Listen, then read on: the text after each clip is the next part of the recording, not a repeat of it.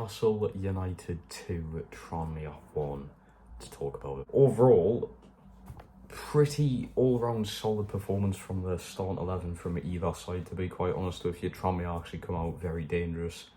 They know exactly how they wanted to play. The manager knew exactly how to put out this team to go out and play onto the pitch. Officiating of the game, absolutely horrendous. Some of the worst I've seen in the past few cup rounds. I know with VAR obviously not being involved, officiating's at a lower level than it is in obviously like top 5 leagues in the world.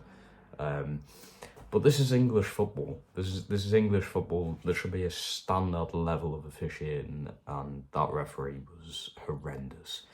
There was an issue in the first half where Chris Wood played the ball and Elliot Anderson. Apparently Chris Wood was offside. He was onside. His whole leg was onside. His whole body, was onside. I could see maybe from a certain angle he looked offside, but he was definitely onside. And he ended up playing the ball through to Anderson. Anderson stopped playing because the linesman put us 5 up. It wasn't offside. If VAR was involved, we would have went 1-0 up. We're going to go straight on to the ratings then, with Dorlo getting a 7. I've got Target getting a 6.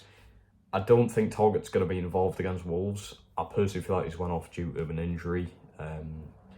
He didn't play so much of the game, so it was a bit disappointing.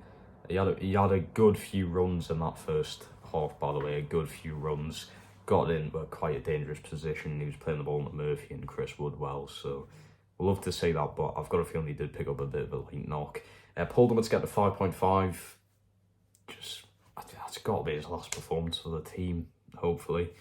Lascelles is getting an 8. It was brilliant, outstanding from the skipper. It's what I want to see from him. It's going to be tough for him to get into the team, obviously. But it was really good from Lascelles today. Playing the ball out from the back, which I've very rarely seen from him. Playing with an apparent broken nose, the commentators were saying, is what I want to see from him. An absolute unit he was. Kraft's getting a 5. Unfortunately, he did go off injured. Hope he gets better soon. Willock's getting a 7.5. Really good all-rounded performance from Willock. He just lacks a bit of confidence. He lacks the confidence that he did have on loan to us. That's the confidence that he's lacking. Sean Longstaff's getting a 6. Awful, in my opinion. He gets a 6 for some of the good challenges that he made at the end in one possession. That's about it. Murphy's getting a 5.5. Shocking performance from Murphy today. He's up there with Dummett and being some of the worst performances I've seen in a Newcastle shirt. Honestly, Murphy, the work effort was there, the work rate was there, but he just didn't really congregate too much in the team. Didn't help us much. Richie's getting a 7.5. A lot of people are going to complain about this, but if you weren't watching the game closely, Richie had such a good effect on the team. He played just over 5 balls into the box. Early crosses are an absolute key with Richie. Gets the ball in there early, sets up Wood with a massive opportunity. That's what I want to see from him. Him and Kieran Trippier on the pitch at the same time is danger to any team, and that was good to see from Richie today. Well-rounded performance. Chris Wood, we're topping it off in the start 11 with an 8. What else can I say? Got a brilliant header from Kieran Trippier corner. All-round decent performance from Wood. Going on to the substitutes then, Kieran Trippier was the first sub coming on just before half-time. He's getting a 9 out of 10. I know a lot of people are going to give him a 10, but I did find after I gave him a 10, he lost the ball a good few times in some key positions for Tranmere, so I've got to knock the 10 off him.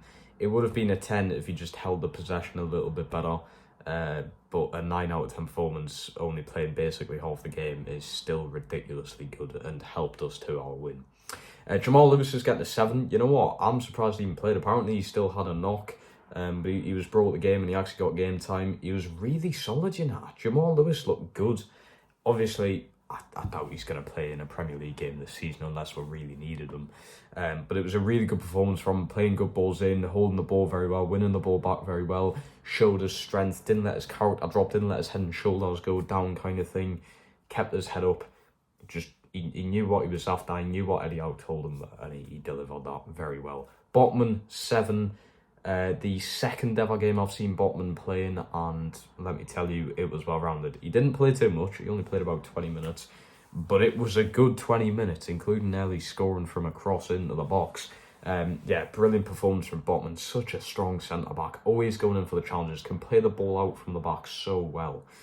Joe Linton's getting a 6. Had a disappointing first 5 or 10 minutes. But towards the end of the game, the character's build helped us over the line. How strong he is, how good he is at winning the ball back helped us. He made a few key passes as well. Bruno's also going to get a 6. If Joe Linton and Bruno played longer, they would get more than a 6. But just because they only played about 20 minutes each, I can't give them higher than a 6 realistically. To someone like Sean Longstaff, who did play the whole game. Anyway, people, if you did enjoy this video, please smash the like button, subscribe to the channel, turn notifications on. I will indeed see you in the next one. Peace.